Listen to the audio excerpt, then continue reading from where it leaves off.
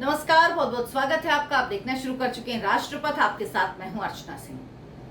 विपक्षी एकता की बैठक जो 23 तारीख को होने वाली है, इसी 23 तारीख को पटना में, उससे पहले अरविंद केजरीवाल ने खुद अपने आप से विपक्षी एकता का एजेंडा तय कर दिया और राहुल गांधी को इस बैठक का सबसे बड़ा नेता और कांग्रेस पार्टी को सबसे बड़ी पार्टी मानने से ही साफ इनकार कर दिया है। अरविंद केजरीवाल ने कहा कि पटना में जो बैठक होने वाली है, इस बैठक में केंद्र के अध्यादेश को रोकने के लिए राज्यसभा में जो विपक्षी एकता होनी है, वही इस बैठक का लिटमस टेस्ट होगा। यानी ये टेस्ट तय करेगा कि ये विपक्षी एकता वाकई हो पाएगी, विपक्ष एक साथ है, 2024 में साथ आएगा, मोदी को हरा पाएगा या नहीं। केजरीवाल जी ने कहा कि पहले केंद्र के अध्यादेश का विधेयक राज्यसभा में ना पारित हो, इसको लेकर इस बैठक में चर्चा होनी चाहिए। यानी इस बैठक का कोर इशू होना चाहिए जो केंद्र सरकार दिल्ली में सर्विसेज को लेकर अध्यादेश लेकर आई है, इसको प्राथमिकता दी जानी चाहिए। सबसे पहले इस मुद्दे पर बात होनी चाहिए, यानी विपक्षी एकता का मुद्दा किनारे। कुल मिलाकर केजरीवाल जी कह रहे हैं कि इस मुद्दे पर चर्चा हो, उसके बाद विपक्षी एकता देखी जाएगी। अगर इस मुद्दे पर चर्चा पर सब साथ आए तो विपक्षी एकता होगी, वरना देखा जाएगा कि क्या होता है। यानी ये मुद्दा है इस विपक्षी एकता का भविष्य तय करेगा। कहां बात की जा रही थी कि अपने अपने निजी स्वार्थों को छोड़कर, हालांकि ये पार्टीज के साथ संभव ही नहीं, ये होना ही नहीं था, ये हो भी नहीं सकता, लेकिन फिर भी कम से कम कहा तो जा रहा था। जब इस बैठक की तारीख दूर थी, लेकिन पास आते आते तो तस्वीर ही एकदम बदल गई है। ये कहा जा रहा था कि अपने अपने हितों को किनारे रखकर नरेंद्र मोदी को हटाने के लिए, याद रखिएगा विपक्ष का सिर्फ एक एजेंडा है, प्रधानमंत्री नरेंद्र मोदी 2024 में प्रधानमंत्री ना बनने पाए। तो कहा जा रहा था इसके लिए सब साथ आएंगे और 2024 में ये लोग उम्मीद कर रहे थे कि एक चमत्कार होगा और नरेंद्र मोदी प्रधानमंत्री नहीं बन पाएंगे। लेकिन यहाँ इस बैठक से पहले ही पूरा का पूरा एजेंडा ही डाइवर्ट कर दिया है सर जी ने। यानी अगर अरविंद केजरीवाल के मन के मुताबिक इस मुद्दे पर बात हुई, ये मुद्दा ही मुख्य मुद्दा हुआ विपक्षी एकता की इस बैठक का, तो ही अरविंद केजरीवाल इस विपक्षी एकता में शामिल होंगे, नहीं तो फिर सर जी अपने रास्ते निकल लेंगे। एक ऐसा मुद्दा जिस पर अरविंद केजरीवाल को राहुल गांधी और मल्लिकार्जुन ने मिलने तक का वक्त नहीं दिया। केंद्र के इस अध्यादेश को लेकर अरविंद केजरीवाल कांग्रेस के अध्यक्ष मल्लिकार्जुन खड़गे और राहुल गांधी से मिलना चाहते थे। समय मांगने के बावजूद भी समय नहीं दिया गया और कांग्रेस की तरफ से कोई जवाब भी नहीं दिया गया। लेकिन कांग्रेस के जो प्रदेश के नेता हैं, उन्होंने तो यहां तक कह दिया कि नहीं सर जी, ये हो नहीं सकता। लेकिन फिर भी अरविंद केजरीवाल इस विपक्षी बैठक में इसे पहला मुख्य मुद्दा बनाने की बात कर रहे हैं। तो आप इस बैठक की तस्वीर क्या होगी, ये खुद ही सोच सकते हैं। ये सोचने में ज्यादा मेहनत नहीं करनी पड़ेगी, ज्यादा गुणा गणित नहीं करना पड़ेगा, बल्कि तस्वीर अपने आप साफ हो जाएगी। अब अरविंद केजरीवाल ने क्या किया? अरविंद केजरीवाल ने विपक्ष की बैठक के ऐन पहले इस मुद्दे को लेकर विपक्षी दलों को एक पत्र लिखा है। इसमें अरविंद केजरीवाल ने एक तरह से विपक्ष को डराया है। कहा है कि भागो भागो शेर आ जाएगा, जिस तरह से कहा जाता है ना, उसी तर्ज पर अरविंद केजरीवाल ने कहा अरे अरे मेरी बात मानो, नहीं तो मोदी आ जाएगा। मोदी का डर दिखा रहे हैं अरविंद केजरीवाल, जिससे पहले ही पूरा विपक्ष डरा हुआ है और ये एकता इसी वजह से हो रही है। लेकिन उन्होंने सोचा शायद मैं ये बात इस तरह से कहूं तो वो ज्यादा इंपैक्टफुल होगी। लेकिन सारे दल जानते हैं कि इसके पीछे अरविंद केजरीवाल जी का सिर्फ और सिर्फ अपना स्वार्थ निहित है, उन्हें और किसी चीज से कोई मतलब नहीं है। केजरीवाल ने विपक्ष को जो खत लिखा है उसमें कहा कि केंद्र ये अध्यादेश, यानी दिल्ली में सर्विसेज को लेकर जो अध्यादेश लाया है, ये अध्यादेश लाकर दिल्ली में एक प्रयोग कर रहा है।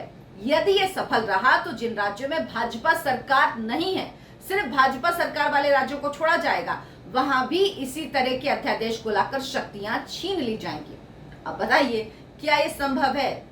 दिल्ली पूर्ण राज्य नहीं है, दिल्ली केंद्र शासित है, उसमें भी दिल्ली की हैसियत सिर्फ एक शहर के बराबर। अरविंद केजरीवाल कहने को मुख्यमंत्री है, लेकिन उनकी हैसियत मेयर से ज्यादा की नहीं है। लेकिन वो जो पूर्ण राज्य है, उनको इस बात का डर दिखा रहे हैं, जबकि वो राज्य जानते हैं कि ऐसा संभव ही नहीं है, ऐसा कभी हो ही नहीं सकता।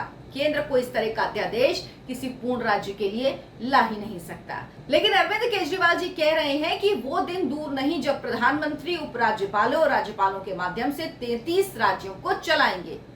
और तो और इस बैठक में कांग्रेस को, जो अपने आप को इस विपक्षी एकता की धुरी मान रही थी, कह रही थी कि हमारे बिना कुछ नहीं होगा, जो वाकई सही बात भी है, क्योंकि वो नेशनल पार्टी है और 2019 में अगर किसी भी पार्टी के चुनाव प्रतिशत से आप उसे कंपेयर करेंगे तो 2019 में उसका तकरीबन चुनाव प्रतिशत 19.4% था।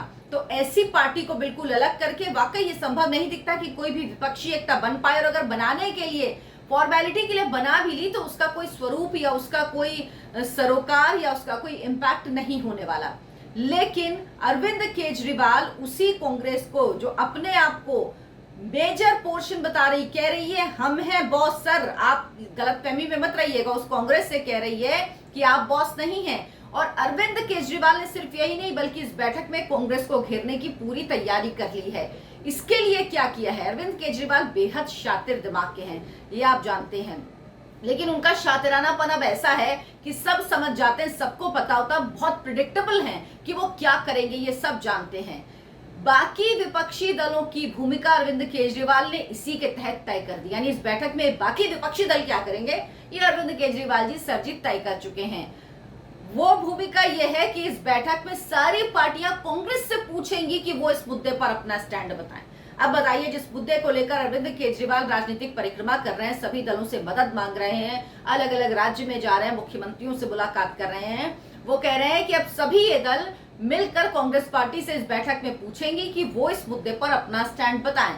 और मीटिंग का पहला एजेंडा अध्यादेश ही होगा। उन्होंने कहा मैं संविधान लेकर जाऊंगा और सारी पार्टियों को समझाने की कोशिश करूंगा कि ये दिल्ली में जनतंत्र को खत्म करने की साजिश रची जा रही है। यानी आप ये समझ लीजिए कि विपक्षी एकता बनने से पहले ही उसके परखच्चे उड़ गए हैं, उसके टुकड़े टुकड़े कर दिए गए हैं, एक यहाँ गिरा एक वहां गिरा टाइप आपको नजर आ रहा होगा। यही स्थिति इस वक्त हो चुकी है विपक्षी एकता की, जिसके बड़े बड़े कसीदे गढ़े जा रहे थे, जिसके बारे में बड़ी बड़ी बातें की जा रही थी, क्योंकि जो विपक्षी एकता 2024 में साथ में चुनाव लड़ने के लिए बनाई जा रही थी, जो विपक्षी एकता मोदी को हटाने के लिए बनाई जा रही थी, अब केजरीवाल चाहते हैं कि उसका जो कोर इशू हो वो हो केंद्र का अध्यादेश, जो केंद्र अध्यादेश दिल्ली में सर्विसेज को लेकर आया है। अब बताइए ऐसे कैसे संभव होगी विपक्षी एकता, ऐसे कैसे और क्यों बनेगी विपक्षी एकता, क्यों बाकी दल सिर्फ एक दल के अपने निजी स्वार्थ के लिए सारे इशू सारे मुद्दे किनारे रख देंगे और उस पर ही बात करेंगे। और क्या ये जरूरी है कि बाकी पार्टियां अरविंद केजरीवाल जी जो कह रहे हैं कि इस मुद्दे पर कांग्रेस को घेरें, क्या उसके लिए वो तैयार हो जाएंगी? क्या उन्होंने इस मुद्दे को लेकर बाकी पार्टियों से बात कर ली है, उन्होंने तय कर लिया है, बाकी पार्टियों ने हामी भर दी है कि वो इस मुद्दे पर कांग्रेस को घेरेंगी? और अगर ये पार्टियां सवाल करने पर राजी नहीं हुई, अगर अरविंद केजरीवाल जी के कहने पर कांग्रेस को घेरने के लिए इस विपक्षी बैठक में शामिल नहीं हुई, तो फिर केजरीवाल जी क्या करेंगे? क्या केजरीवाल जी फिर इस विपक्ष के साथ आएंगे?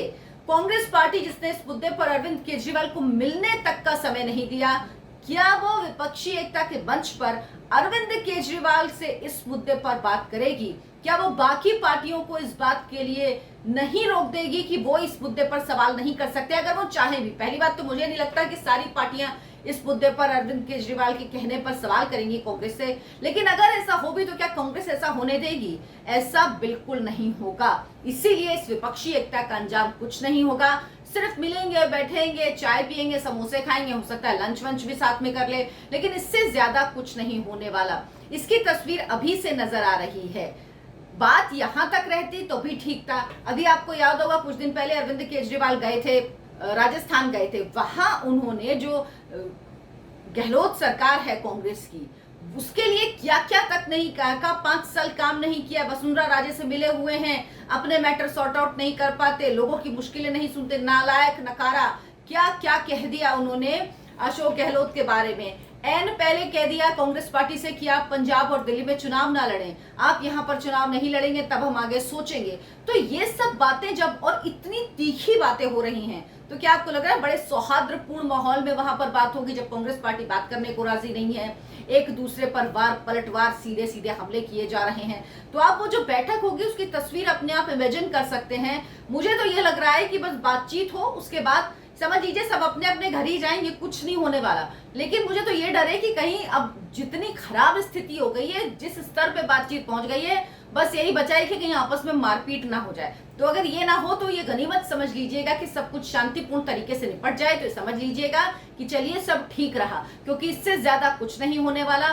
ममता बनर्जी भी एक मेजर फैक्टर हैं, उनकी कांग्रेस पार्टी से क्या नाराजगी है ये आपको पहले बता चुकी हूं, लेकिन इस पर एक विस्तार से वीडियो बना के आपको बताऊंगी कि क्यों ये सारे दल, जो आम आदमी पार्टी हो या टीएमसी हो या अखिलेश यादव हो, बीआरएस तो पहले ही मना कर चुकी है कि वो साथ में आएगी ही नहीं इस विपक्षी एकता की, उन्होंने पहले ही किनारे कर लिया है चंद्रशेखर राव ने, तो केसीआर एकदम अलग हो चुके हैं।